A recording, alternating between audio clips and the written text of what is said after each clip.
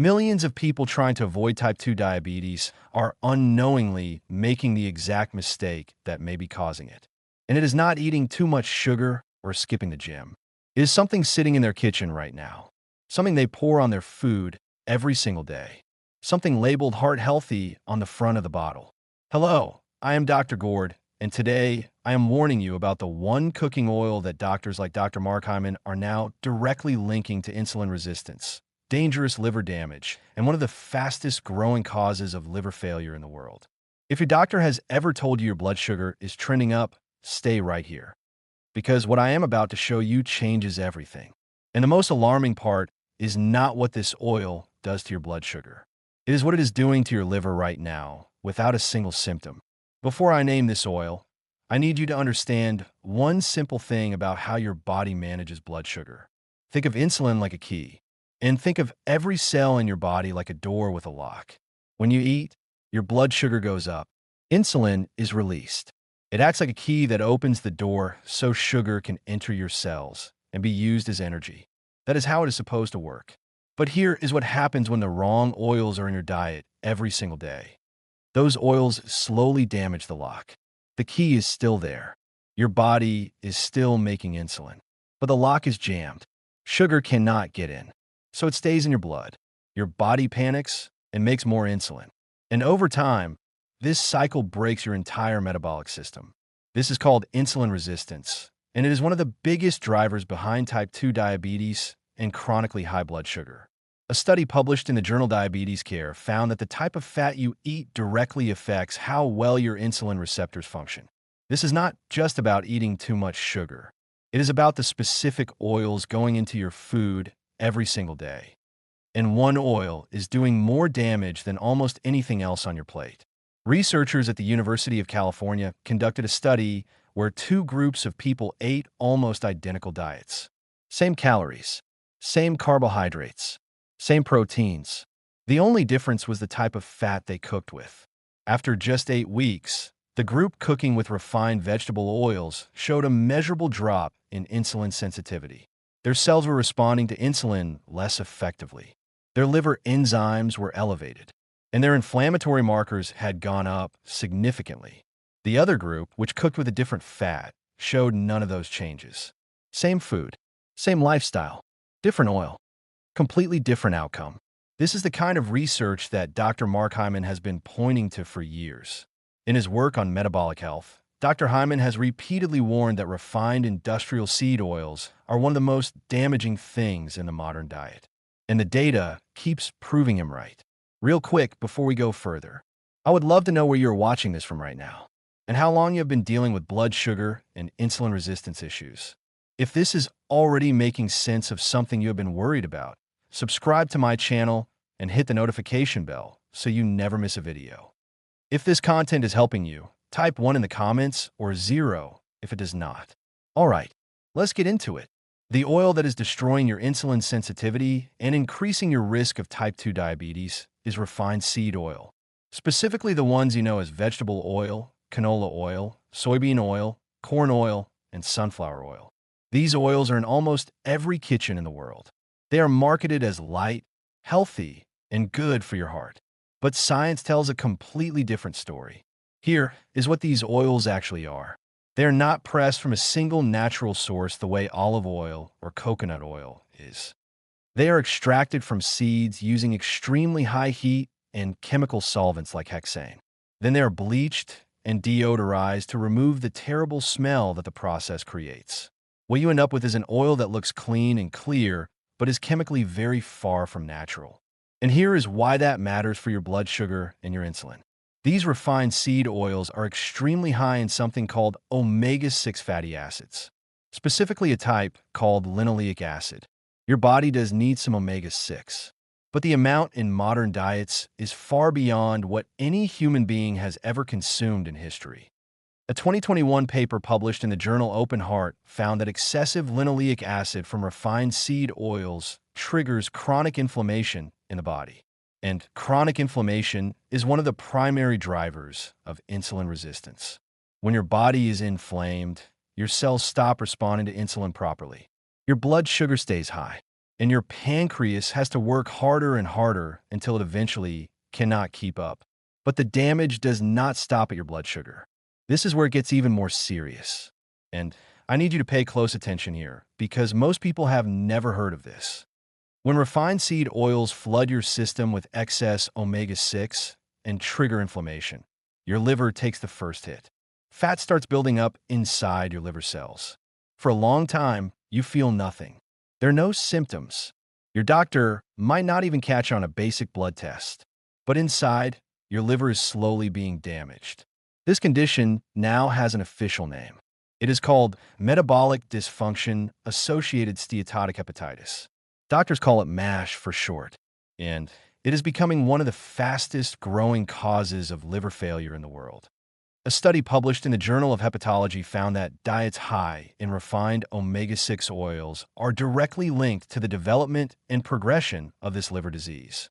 The researchers found that these oils increased fat storage in the liver, increased liver inflammation, and accelerated the scarring of liver tissue known as fibrosis.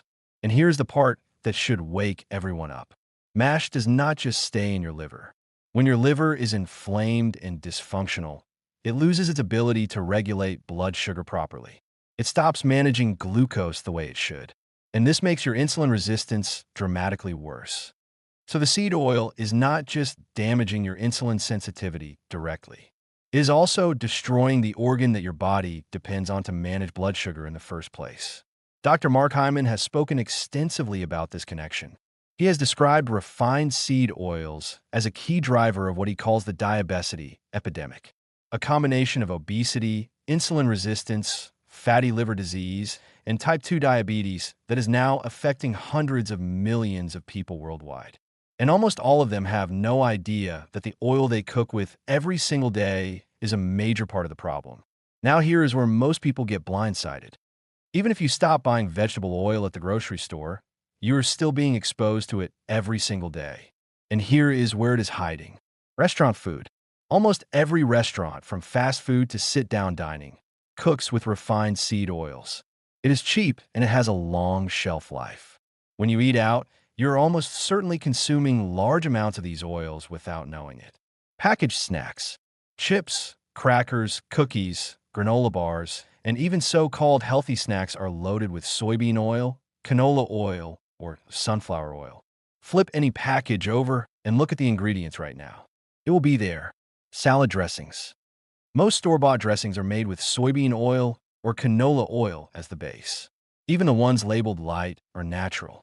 You think you're eating a healthy salad, but the dressing is bathing your vegetables in the very oil that is driving your insulin resistance. Bread and baked goods. Most commercial breads, muffins, and baked products use soybean or canola oil in the dough. Even whole grain varieties. This is one most people never think to check. Baby formula and processed foods marketed to children. This is one that Dr. Hyman has specifically flagged.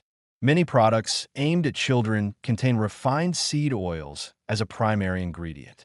Margarine and butter substitutes.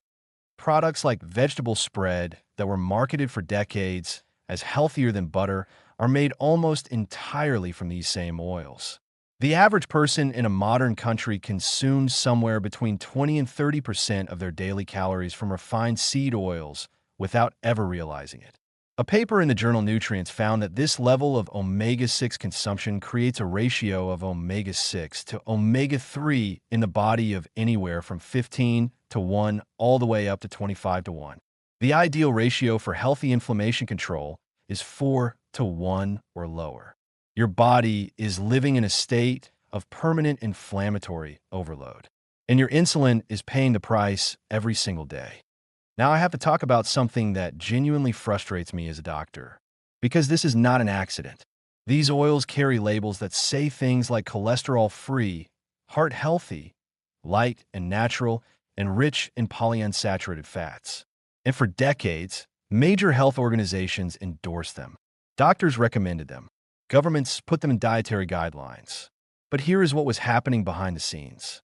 A landmark investigation published in JAMA Internal Medicine in 2016 found evidence that the sugar industry paid scientists in the 1960s to shift the blame for heart disease from sugar to fat. This redirected public health messaging away from processed carbohydrates and towards saturated fats like butter and coconut oil.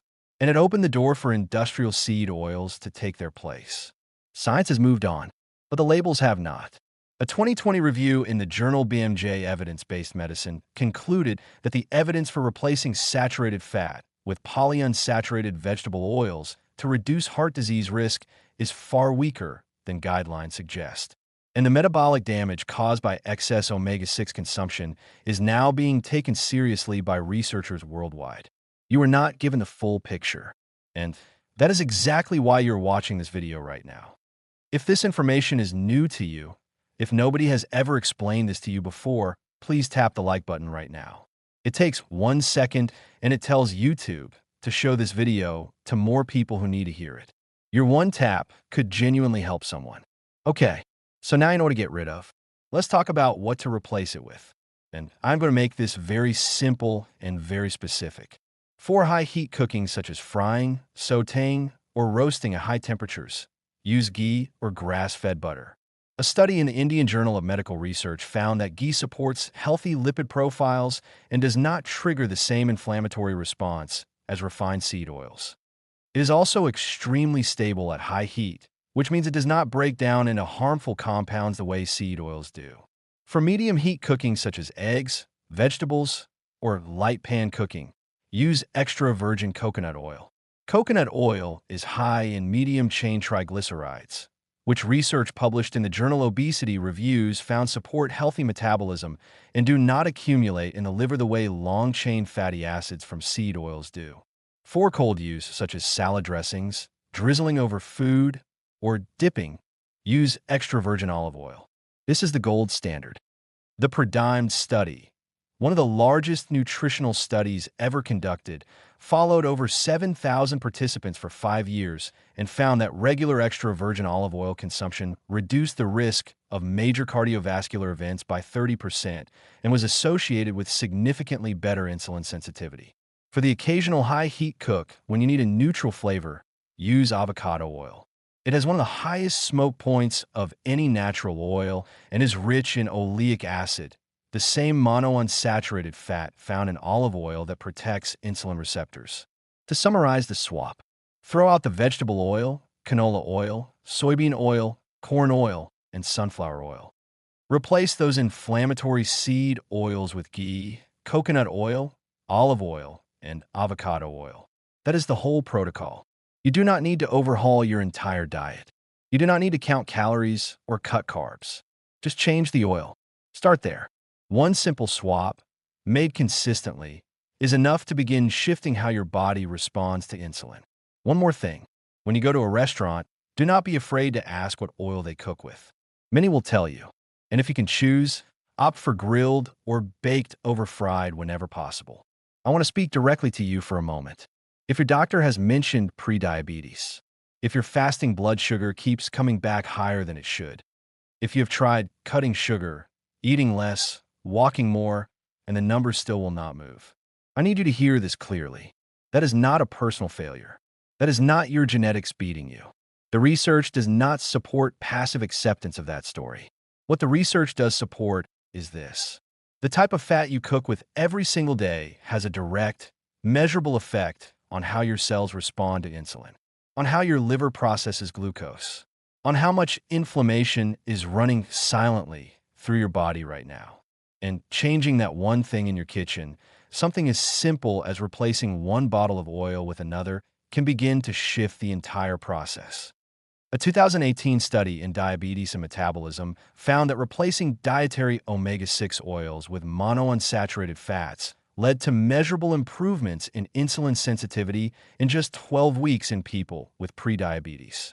12 weeks. That is 3 months. And the only change was the oil. You are not broken. You were given the wrong information about fat for decades. And now you have the right information.